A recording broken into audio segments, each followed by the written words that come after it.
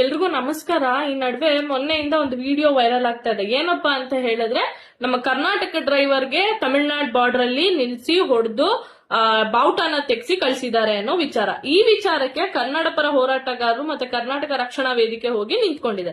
ಇದು ತುಂಬಾನೇ ಒಳ್ಳೆ ಕೆಲಸ, ನಾನು ಒಪ್ಕೊಂತೀನಿ. ಆದ್ರೆ ಇದ್ರ ಜೊತೆಗೆ ನೀವು ಡ್ರೈವರ್ಸ್ ಗಳು ಸಂಘಟನೆಗಳನ್ನ ಮಾಡ್ಕೊಂಡು ಕನ್ನಡ ಪರ ಹೋರಾಟಗಾರರಿಗೆ ಮತ್ತೆ ರಕ್ಷಣಾ ವೇದಿಕೆಯವ್ರಿಗೆ ಬೆಂಬಲವನ್ನ ಕೊಟ್ರೆ ಇದು ಇನ್ನೂ ಚೆನ್ನಾಗಿ ಎಲ್ರು ಬಾಯಿ ಮುಚ್ಚುತ್ತೆ.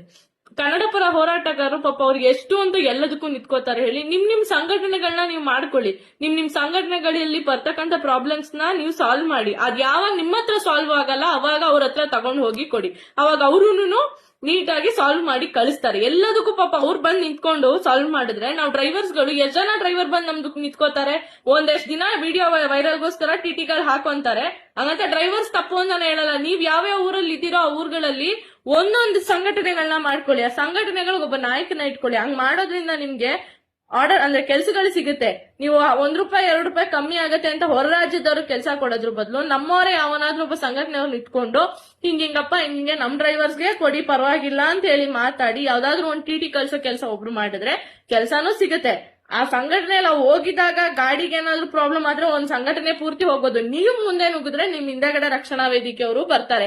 ಅವ್ರಿಗೂ ಸಪೋರ್ಟ್ ಸಿಸ್ಟಮ್ ಆಗತ್ತೆ, ನಿಮ್ಗೂ ಸಪೋರ್ಟ್ ಸಿಸ್ಟಮ್ ಆಗತ್ತೆ. ನಮ್ ಕನ್ನಡನೂ ಚೆನ್ನಾಗಿ ಬೆಳೆಯುತ್ತೆ.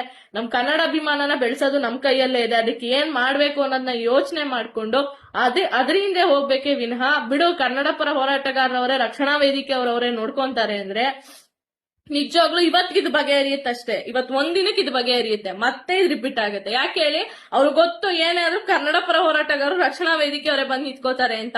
ಎಂಟೈರ್ ಕರ್ನಾಟಕ ಡ್ರೈವರ್ಸ್ ಹೋಗಿ ನಿಂತ್ಕೋತಾರ? ಇಲ್ಲ, ಯಾರೋ ಒಂದಷ್ಟು ಜನ ಹೋಯ್ತಾರೆ, ಮಾತಾಡ್ಕೊಂತಾರೆ, ಬರ್ತಾರೆ. ಅದ್ರ ಬದಲು ಮಾಡ್ಕೊಳ್ಳಿ, ಅಸೋಸಿಯೇಷನ್ಗಳನ್ನ ಮಾಡ್ಕೊಳ್ಳಿ. ಆವಾಗ ಅವ್ರಿಗೂ ಭಯ ಬರುತ್ತೆ. ಇದು ನನ್ನ ಅಭಿಪ್ರಾಯ. ನಿಮ್ಮ ಅಭಿಪ್ರಾಯ ನಿಮ್ಗೆ ಏನನ್ನಿಸ್ತು ಅಂತ ನೀವೇ ಕಮೆಂಟ್ ಮಾಡಿ. Thank you so much.